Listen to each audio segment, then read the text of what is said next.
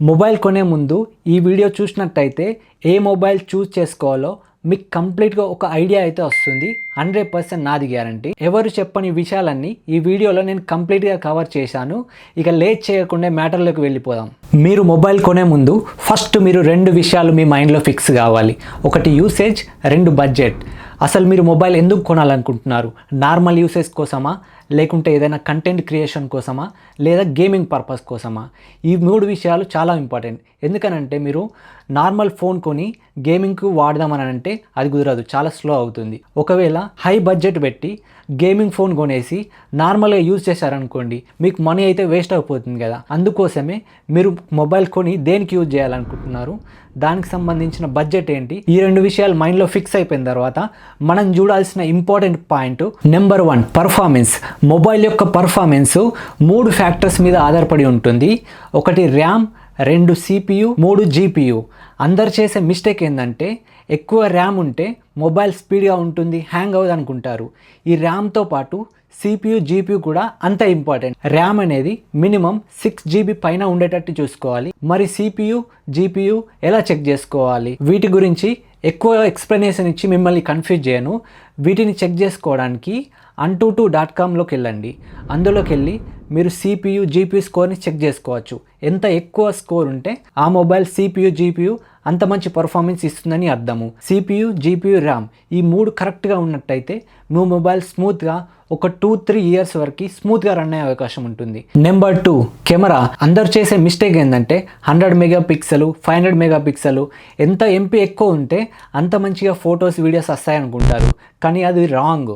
మనం మంచి camera choose చేసుకోవాలంటే మనం చూడాల్సింది మెగాపిక్సెల్ కాదు, మనం చూడాల్సింది సెన్సార్ సైజు. ఫర్ ఎగ్జాంపుల్, మన దగ్గర ఒక 50 MP కెమెరా ఉన్న మొబైల్ ఉంది, మన ఫ్రెండ్ గారి దగ్గర కూడా 50 MP కెమెరా ఉన్న మొబైల్ ఉంది. సేమ్ మెగాపిక్సెల్ కెమెరా మొబైల్స్ అయినా మనం ఫోటో తీసినప్పుడు మన మొబైల్లో కంటే మన ఫ్రెండ్ గారి మొబైల్లో ఫొటోస్ మంచిగా వస్తూ ఉంటాయి. మీరు కూడా గమనించే ఉంటారు. దానికి కారణం ఏంటంటే సెన్సార్ సైజులో డిఫరెన్స్. మన మొబైల్లో ఉన్న సెన్సార్ సైజు కంటే మన ఫ్రెండ్ గారి మొబైల్లో సెన్సార్ సైజ్ అనేది బాగున్నట్టు. అందుకోసమే మన మొబైల్లో కంటే వాడి మొబైల్లో సేమ్ మెగాపిక్సెల్ అయినప్పటికీ మన ఫ్రెండ్ గారి మొబైల్లో ఫోటోలు మంచిగా వస్తూ ఉంటాయి. Number 3 display. ఒక మంచి డిస్ప్లే ఉన్న మొబైల్ కొనుక్కుంటే మన యొక్క మొబైల్ బ్యాటరీ కూడా చాలా వరకు సేవ్ అవుతుంది. డిస్ప్లేలో మొత్తం 3 రకాలు ఉంటాయి. ఒకటి LCD, 2 OLED, 3 AMOLED. LCD డిస్ప్లేలో చూసుకున్నట్టయితే మనకు పిక్చర్ క్వాలిటీ అనేది అంత బాగుండేది. ఇది LCD డిస్ప్లే అనేది చాలా వరకు ఓల్డ్ మొబైల్లో కనిపిస్తూ ఉండేది. ఇప్పుడు కొన్ని మొబైల్స్ ఇవి యూజ్ చేస్తున్నాయి. LCD డిస్ప్లేలో పిక్చర్ క్వాలిటీ అనేది అంతగా ఏం బాగుండదు, కలర్స్ ఇవన్నీ బ్లాక్ అవుతూ ఉంటాయి. అలాగే ఈ LCD డిస్ప్లే ఉన్న మొబైల్ బ్యాటరీ అనేది తొందరగా డ్రైన్ అవుతూ ఉంటుంది. అందుకోసమే LCD ఉన్న మొబైల్ మీరు చాలా వరకు అవాయిడ్ చేయడం మంచిది. తర్వాత OLED డిస్ప్లే. ఈ OLED డిస్ప్లే LCD కంటే చాలా వరకు మీకు బెటర్ పిక్చర్ క్వాలిటీ ఇస్తుంది. అంతేకాకుండా LCD కంటే మీకు OLED ఉన్న డిస్ప్లేలు చాలా వరకు మీరు బ్యాటరీ అయితే సేవ్ అయితే అవుతుంది. ఈ OLED డిస్ప్లే తర్వాత ఇప్పుడు అప్గ్రేడ్ అయింది AMOLED డిస్ప్లేస్. ఇప్పుడు వస్తున్న దాదాపు మంచి మొబైల్స్ అనేది ఈ AMOLED డిస్ప్లేతోటే వస్తున్నాయి. ఇందులో మీకు వీడియోలు చూస్తున్నప్పుడు కానీ, గేమింగ్ ఆడుతున్నప్పుడు కానీ చాలా స్మూత్ ఎక్స్పీరియన్స్ అయితే కనిపిస్తుంది. అంతేకాకుండా ఈ AMOLED డిస్ప్లే మీ మొబైల్లో ఉన్నట్టయితే మీ బ్యాటరీ పర్ఫార్మెన్స్ కూడా చాలా వరకు మెరుగవుతుంది. అందుకోసమే మీరు మొబైల్ తీసుకునేటప్పుడు ఈ AMOLED డిస్ప్లే ఉండేటట్టు చూసుకోండి. అంతేకాకుండా ఈ డిస్ప్లేలో చాలా ఇంపార్టెంట్ ఫ్యాక్టర్ రిఫ్రెష్ రేట్. ఇవి మీకు నార్మల్గా 60 Hz, 90 Hz, 120 Hz per second అని చూపిస్తుంది. మీరు 120 Hz per second ఉన్నది మాత్రమే తీసుకోండి. Number 4 storage. ఈ స్టోరేజ్ గురించి నేను మీకు ఎక్కువ చెప్పాల్సిన అవసరం లేదు. స్టోరేజ్ గురించి మీకు ఐడియా ఉండే ఉంటుంది. మనకు పాత మొబైల్లో చూసుకున్నట్టయితే మనం ఎక్స్టర్నల్ మెమరీ కార్డ్ వేసుకోవడానికి స్లాట్స్ అయితే వస్తుండేది. కానీ ఇప్పుడు కొత్త మొబైల్లో అసలు మెమరీ కార్డ్ వేసుకోవడానికి అసలు ఆప్షనే ఉండట్లేదు. అందుకోసమే మీరు మొబైల్లో మినిమం 128 GB ఉండేటట్టు చేసుకోండి. నేనైతే 258 GB ఉన్న మొబైల్ తీసుకోవడం బెస్ట్ అని చెప్తాను. కాకపోతే మీరు ఎంత ఎక్కువ GB ఉన్న మొబైల్ తీసుకోవాలనుకుంటే దానికి తగ్గట్టు మనీ అయితే పే చేయాల్సి ఉంటుంది. సో చూసి మీరు డిసైడ్ కండి. Number 5, battery and charging. అందరు చేసే మిస్టేక్ ఏంటంటే ఎంత ఎంఏహెచ్ ఎక్కువ ఉంటే బ్యాటరీ బ్యాకప్ అంత వస్తుందని అనుకుంటారు.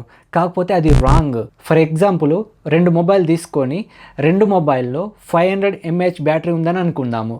ఒక మొబైల్లో బ్యాటరీ బ్యాకప్ ఎక్కువసేపు వస్తుంది, ఇంకో మొబైల్లో బ్యాటరీ బ్యాకప్ తక్కువసేపు వస్తుంది. దానికి రీజన్ ఏంటంటే ఆ మొబైల్లో వాడిన డిస్ప్లే వేరు, సాఫ్ట్వేర్ ఆప్టిమైజేషన్ వేరు. ఈ మొబైల్లో వాడిన డిస్ప్లే వేరు, సాఫ్ట్వేర్ ఆప్టిమైజేషన్ వేరు. మీకు అర్థమైందని అనుకుంటున్నా. సో ఇక్కడ మనకు మంచి బ్యాటరీ బ్యాకప్ రావాలంటే ఆ మొబైల్లో సాఫ్ట్వేర్ ఆప్టిమైజేషను, ఆ డిస్ప్లే అనేది చాలా ఇంపార్టెంట్. అందుకే ఒక మంచి డిస్ప్లే, సాఫ్ట్వేర్ ఆప్టిమైజేషన్తో పాటు ఒక మినిమం 500 ఎంఏహెచ్ ప్లస్ ఉన్న బ్యాటరీని అయితే మీరు చూసుకోండి. ఇక ఛార్జింగ్ విషయానికి వస్తే మినిమం 67 ప్లస్ వాల్స్ ఉన్న ఛార్జర్ని తీసుకోండి. దానికంటే తక్కువ ఉన్న వాల్స్ ఉన్న ఛార్జర్ని తీసుకుంటే మీకు ఛార్జింగ్ అవ్వడానికి చాలా టైం పడుతుంది. ఇక వైర్లెస్ ఛార్జింగ్ విషయానికి వస్తే అది ఆప్షనల్, మీకు నచ్చితే తీసుకోండి, లేకపోతే వైర్ తోటి అడ్జస్ట్ అయిపోవచ్చు. ఇప్పుడు చాలా మందికి ఉన్న కన్ఫ్యూజన్ టాపిక్ గురించి మాట్లాడుకుందాం. అదే ఐఫోన్ తీసుకోవాలా, ఆండ్రాయిడ్ ఫోన్ తీసుకోవాలా? ఐఫోన్ తీసుకుంటే కొన్ని ప్రోస్ అండ్ కాన్స్ ఉన్నాయి, ఆండ్రాయిడ్ తీసుకుంటే కొన్ని ప్రోస్ అండ్ కాన్స్ ఉన్నాయి. ఫస్ట్ మనం ఐఫోన్ గురించి మాట్లాడుకుందాం. మీరు ఐఫోన్ తీసుకున్నట్టయితే 5-6 ఇయర్స్ మీకు ఫ్యూచర్ ప్రూఫ్ ఉంటుంది. మీకు కంటిన్యూస్గా 5-6 ఇయర్స్ అప్డేట్ అయితే వస్తూ ఉంటాయి. అంతేకాకుండా వీడియో, కెమెరా క్వాలిటీ గురించి అయితే మీకు చెప్పనవసరం లేదు, ది బెస్ట్ క్వాలిటీ ఉంటుంది. కాకుండా ఆపిల్ ల్యాప్టాప్ కానీ మీరైనా ఆపిల్ వాచ్ కానీ యూజ్ చేస్తున్నట్టయితే ఐఫోన్ తీసుకోవడమే బెస్ట్, ఎందుకంటే కనెక్ట్ చేసుకోవడం ఈజీ ఉంటుంది. ఇప్పుడు కాన్స్ చూస్తున్నట్టయితే ఐఫోన్ అనేది చాలా కాస్ట్లీ. అంతేకాకుండా మీరు ఛార్జింగ్ విషయానికి వస్తే మీరు ఐఫోన్లో ఫుల్ ఛార్జ్ కావడానికి మీకు చాలా టైం పడుతుంది. మీకు ఇష్టమున్న అప్లికేషన్స్ యూజ్ చేసుకోలేము. చాలా వరకు అప్లికేషన్స్ అనేది మీరు పే చేయాల్సి ఉంటుంది. ఇప్పుడు ఆండ్రాయిడ్ ఫోన్ గురించి మాట్లాడుకున్నట్టయితే ఆండ్రాయిడ్లో చాలా ప్రోస్ ఉన్నాయి. మీకు ఒకటే ప్రైస్లో మీకు డిఫరెంట్ కంపెనీ మొబైల్స్ అయితే పర్చేజ్ చేసుకోవచ్చు. ఒక ఆండ్రాయిడ్ ఫోన్ నుంచి మిగతా ఆండ్రాయిడ్ ఫోన్స్కి ఫైల్ ట్రాన్స్ఫర్స్ అనేది చాలా ఈజీగా ఉంటుంది. మీకు విండోస్ ల్యాప్టాప్ ఉన్నట్టయితే ఆండ్రాయిడ్ తోటి మీకు ఈజీగా కనెక్ట్ చేసుకొని ఫైల్ ట్రాన్స్ఫర్ చేసుకోవచ్చు. ఆండ్రాయిడ్లో మీరు కస్టమైజేషన్ చేసుకోవచ్చు. మీరు చాలా వరకు యాప్స్ పే చేయకుండానే మీకు దొరుకుతూ ఉంటాయి. మీకు మొబైల్ ఒకవేళ పాడైపోయినా కానీ స్పేర్ పార్ట్స్ అనేది చాలా తక్కువ ప్రైస్లో దొరుకుతూ ఉంటాయి. రిపేర్ కాస్ట్ కూడా చాలా తక్కువ ఉంటుంది. ఇప్పుడు కాన్స్ గురించి మాట్లాడుకున్నట్టయితే ఆండ్రాయిడ్ ఫోన్లో సాఫ్ట్వేర్ అప్డేట్స్ అనేది చాలా తక్కువ ఇయర్స్ వస్తాయి. మీరు మొబైల్ స్క్రీన్ కానీ కెమెరా అనేది క్వాలిటీ అనేది తగ్గిపోవడం మీరు గమనిస్తారు ఆపిల్ మొబైల్స్తో పోల్చుకుంటే. సో ఇప్పటివరకు డిస్కస్ చేసుకున్న విషయాలన్నింటినీ మైండ్లో పెట్టుకొని మీకు కావాల్సిన బెస్ట్ మొబైల్ని అయితే సెలెక్ట్ చేసుకోండి. ఇంతవరకు మన వీడియో చూసారని అంటే మీకు నచ్చిందని అనుకుంటున్నా. వీడియో లైక్ చేసి సబ్స్క్రైబ్ చేసి సపోర్ట్ చేయండి. మరొక వీడియోలో కలుద్దాము. See you.